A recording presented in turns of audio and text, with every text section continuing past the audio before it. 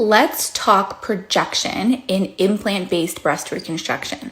One of the most common things I hear patients say when they're coming to my clinic for a second opinion or for a revision surgery is that they wish their implant-based breast reconstruction had more projection.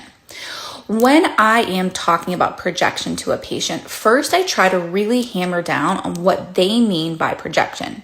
When I think of projection, I'm thinking about the breasts coming out from the body, and the majority of that tissue is usually located right behind the nipple areola complex. So a native breast has a sloped projection to it, like a teardrop. That is what I think of projection. Other patients, when they say projection, actually mean upper pole fullness. So volume up here, this medial cleavage area of projection. If they're talking about medial cleavage, that's something that can really be addressed through fat grafting, but the projection behind the nipple areola complex is really hard to create in implant-based breast reconstruction. So this is why I use photos before I do reconstruction to illustrate this point to patients, because it's kind of hard to conceptualize.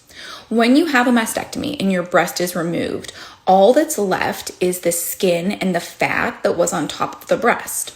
There's really no shape to that.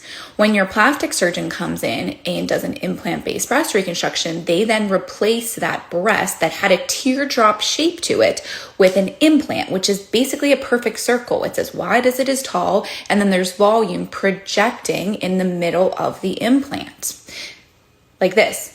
So you can see why we miss some of that projection behind the nipple areola when we replace a teardrop structure with a half circular structure.